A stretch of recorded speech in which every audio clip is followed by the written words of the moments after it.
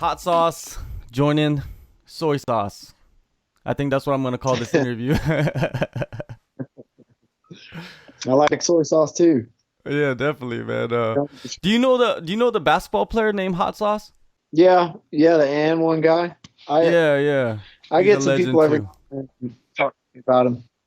All right, well, before we get into the fight talk, I wanted to ask you about that 400-foot home run you hit a few months back.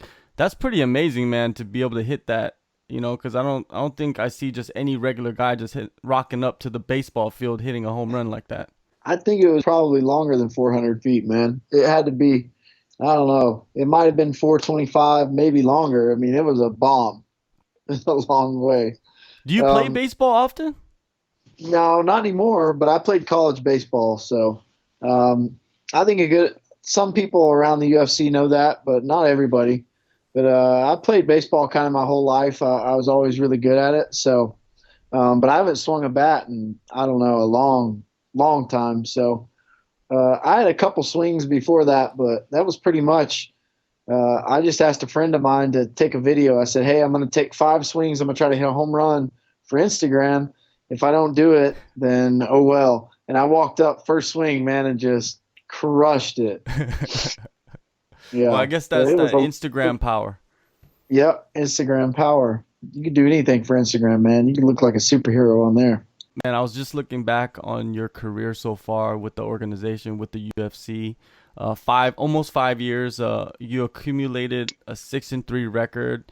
You're surviving in one of the most talent-rich divisions. Can you describe your run so far with the promotion? Yeah, it's been 5 years and I am surviving. Yeah, a lot of people only get 2 fights and then they're out. You know, Burt Watson used to say it's hard to get there, but it's even harder to stay. Um, Kind of had some checkered win loss, win loss, win in the beginning. Lost a few fights, just really close fights. I mean, I think all three of the losses, they've all kind of come down to just losing one round. I've never really been shut out. Um, so it's not like, I've been smoked in any of the fights. Um, I got into the UFC. I was 7-0, and a lot of these guys are Division One wrestlers. They're jiu-jitsu world champions. They're kickboxing experience. I'm not any of that. I'm just a baseball player and a hockey player, and I decided that I wanted to try and continue my athletic career. So I started fighting for fun just because I love competition. And next thing I know, I was in the UFC at 7-0. So, um, I was still learning, still trying to. It takes a while to develop. So, still learning, still developing as a fighter, and the whole process with the training camps and how to balance all that. So, uh, I feel like I'm just really starting to get good and put it all together. Do you feel like not having as many fights, even though you are older than most of the guys that you're fighting, do you feel like not having that mileage on you is going to benefit you to further your career, maybe into your 40s? Do you plan on fighting that long? I don't know. I'm not sure. Having a baby and trying to turn this into, means of income is a little different. So I definitely like the money, and it's, the pay is better with each contract. So I'm definitely just trying to avoid the real world for a little longer, but I got a little almost 2-year-old son and a new house and all that. So, um, I'd be lying if I didn't say I need to win and I need a win bonus and I need performance bonuses and all that. So, um, but if I can kind of get myself set up for, I'll probably always have to work. Unfortunately, we don't get rich like basketball or baseball or football.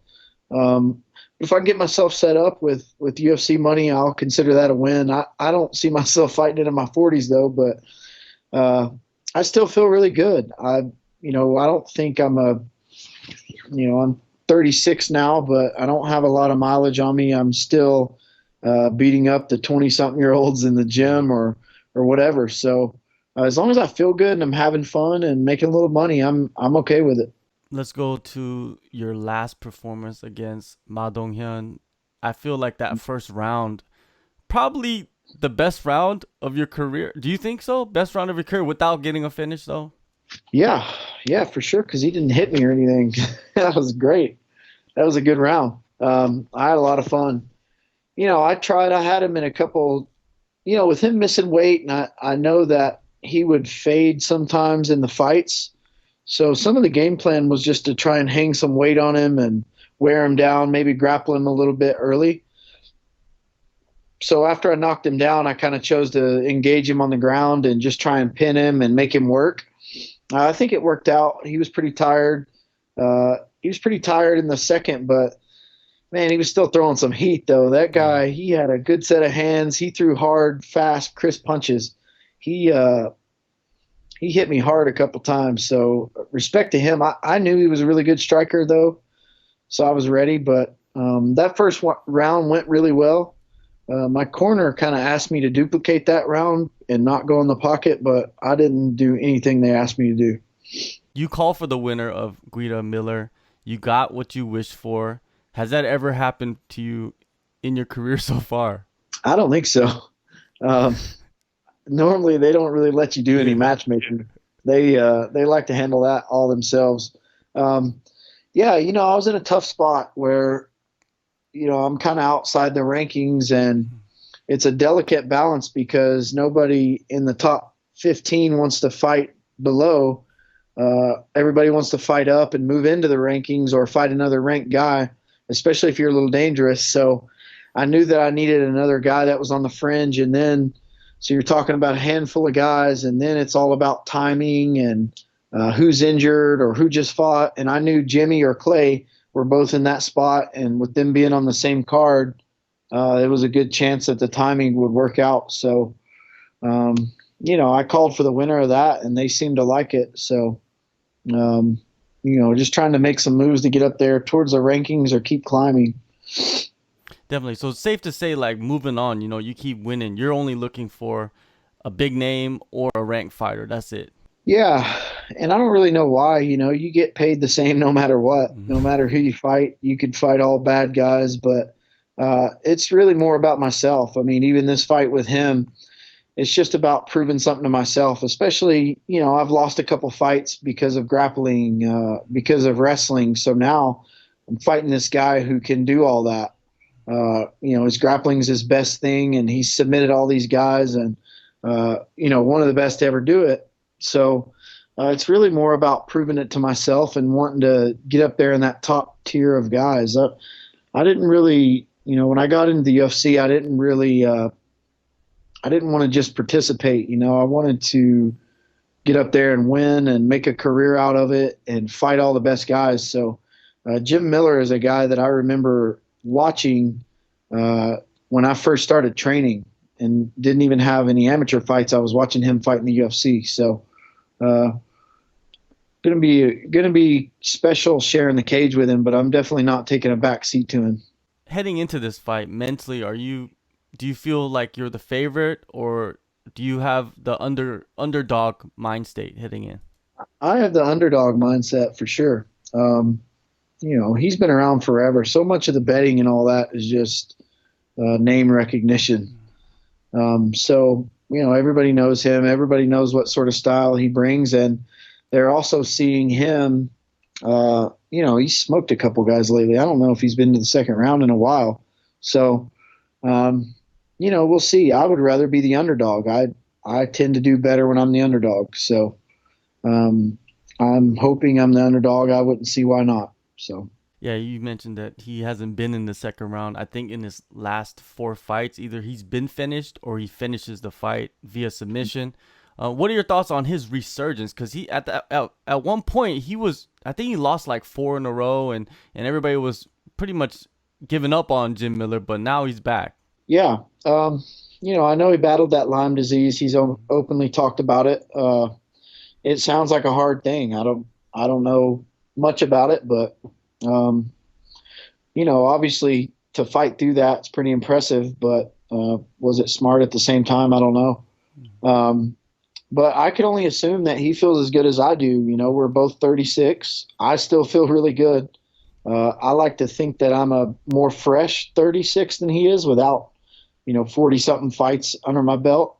And I like to think that, I'm the more spry athlete and a little more gas in the tank, but um, he can still go, man. And I can only assume that he feels as good as I do. I feel great. So I'm expecting it to be an incredible fight. And there's going to be some highlights for sure.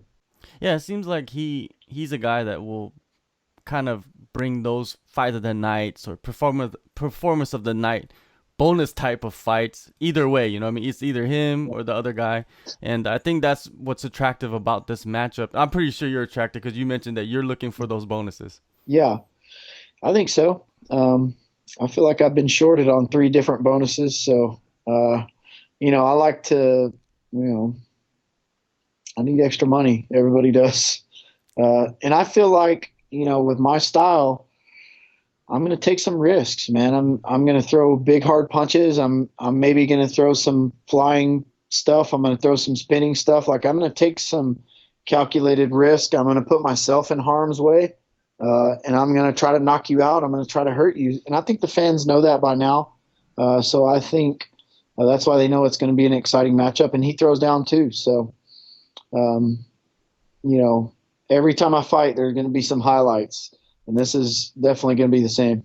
Your last fight was in August, I believe. So, Yep. have you just been training the whole time since then, or did you, take some time off and kind of trained a little bit and then got into a camp? Yeah, I'm always kind of training. I try to stay in decent shape. I like to eat junk food, but uh, I always kind of train and work out and stay in good shape. But I tried to fight in December.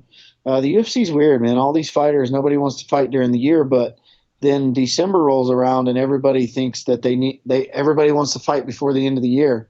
So there's this big bottleneck in December and nobody can get fights. So it pushes everybody back to January and February. So I was pushing for December and then they said January and then we ended up in mid February in middle of nowhere, Mexico, New Mexico. Yeah. No, yeah.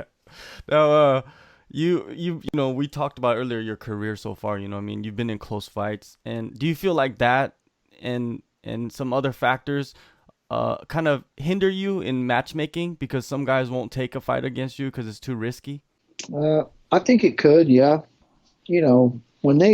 Most of the time when they call you with a matchup, you either say yes or you say yes. If you say no, you don't know when you're getting a fight again.